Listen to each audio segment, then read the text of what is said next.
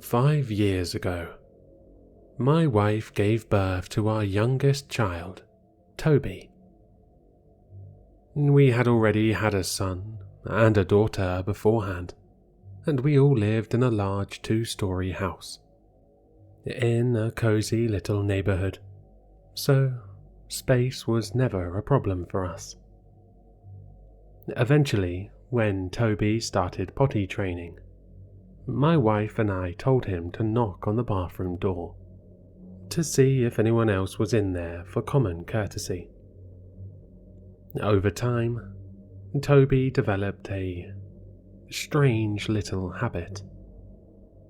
Whenever someone would knock on the bathroom door, and if he was nearby, he would either say, "Somebody's in there," if someone was in the bathroom, or "Nobody's in there," if nobody was in the bathroom.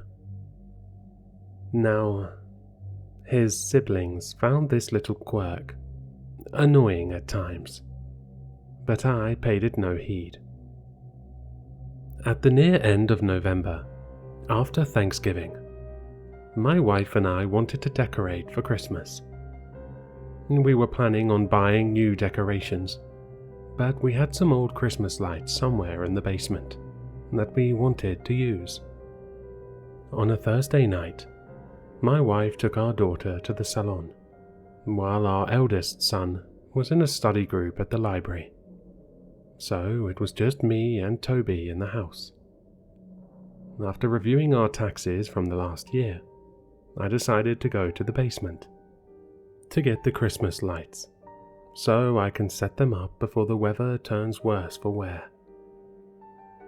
I went downstairs to the first floor and crossed the living room from where Toby was sitting on the couch, watching his favorite cartoon show, while absent-mindedly eating a bag of Teddy Grahams. I reached the basement door, and as my hand grasped the doorknob, Toby said, "Somebody's in there." I paused as a slight jolt of shock passed over me. Confusion soon followed as the bathroom was on the other side of the living room, and Toby was still on the couch, watching TV. "What did you say, son?" I asked, turning to him. Toby didn't take his eyes off the television when he responded.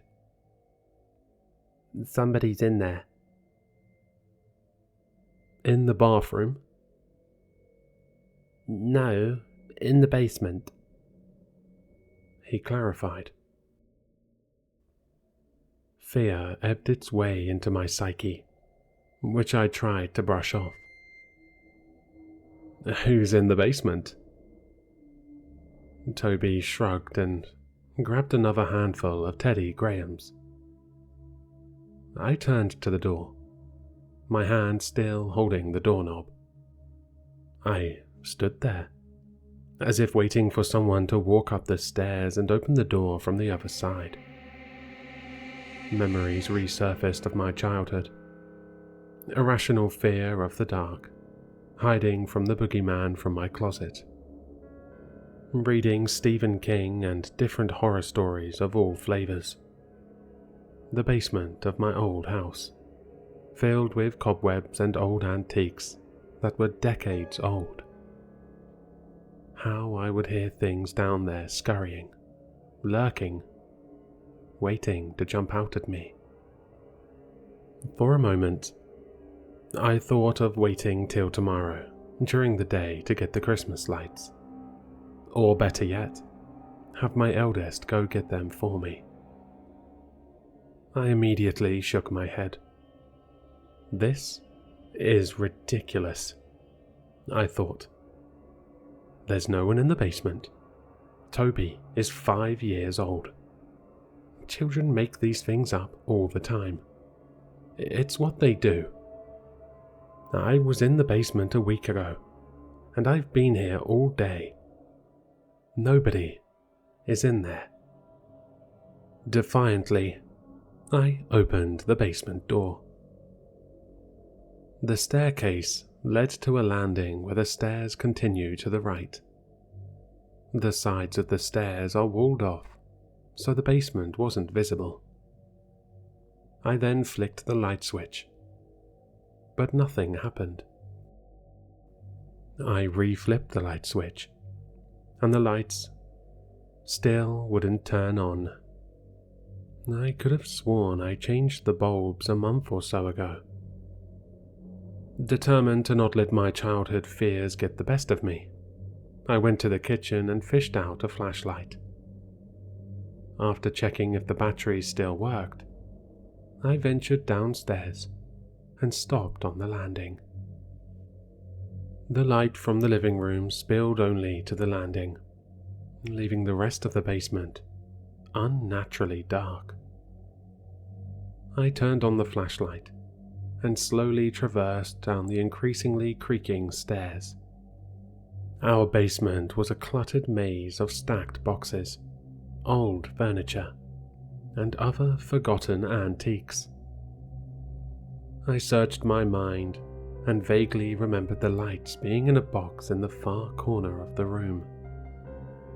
I maneuvered my way through the clutter, careful not to knock anything over. My ears were perked, listening to the abstract silence.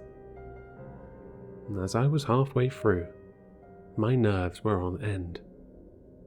I kept looking at the corner of my eye, ensuring that the shadow next to me was mine alone. I steadied my breathing through my nose to minimize any noise I made. Suddenly, I kicked a nightstand, knocking the lamp on top over. I grabbed it before it hit the ground. The wobble of the nightstand was deafening, as well as the silence soon after. Placing the lamp on the table, I continued my search. Fear started to overtake me. I could feel my fight or flight senses go haywire, telling me to turn and leave. My courage draining as I actively had to push my reluctant, shaking body forward. I thought I felt my heart stop when I shined my light on a figure in front of me. I backed up into a stacked pile of boxes as my mind was failing to process the terror before my eyes. It had no face. Its body was covered in wild fur. Its arms were outstretched towards me. My toes were curled, ready to run. But then I realized it was a mannequin, wearing a brown fur coat, fuzzy pink scarf, and a feathered hat. I exhale, hoping the fear would leave with my breath. I felt emotionally exhausted as I passed by the mannequin, and my eyes set on the Christmas lights hanging on top of stacked boxes. I snatched the lights, pulling them out rather haphazardly. As I started to wrap the lights around my arm, I heard a crash.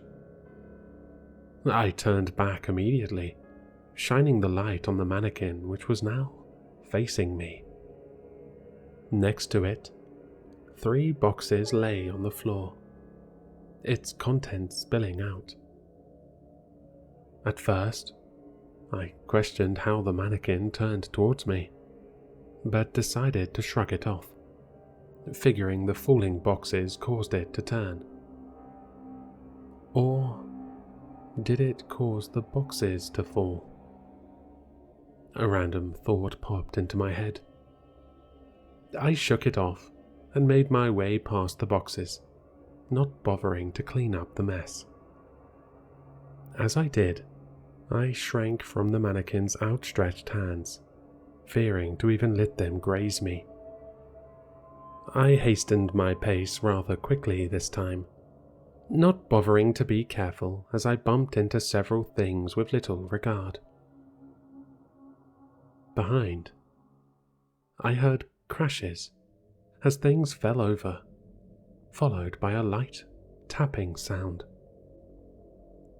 I rushed further, as I realized it sounded like footsteps other than my own.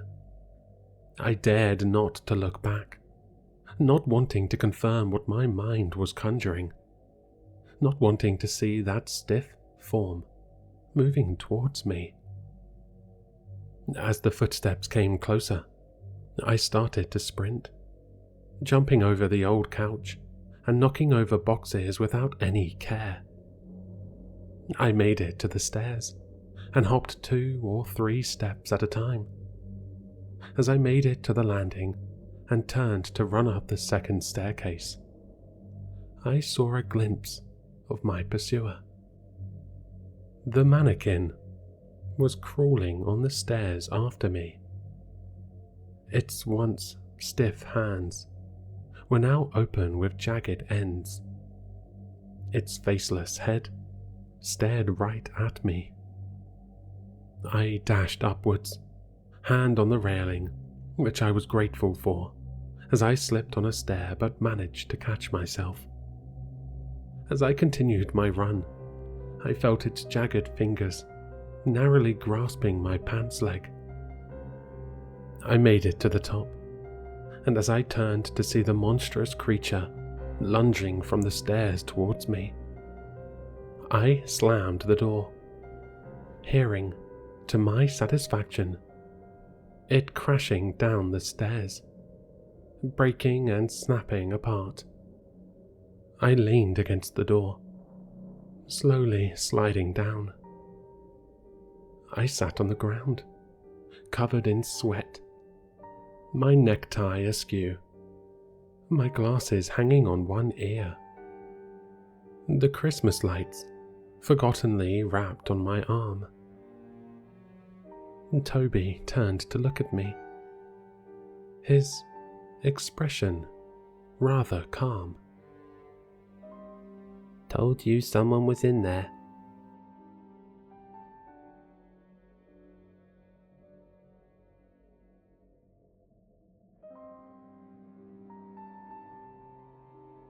Hello, Sinister listeners. If you've enjoyed this story, then you'll find all the author's information in the description below. For more content, be sure to like, comment, and subscribe to succumb to the sinister.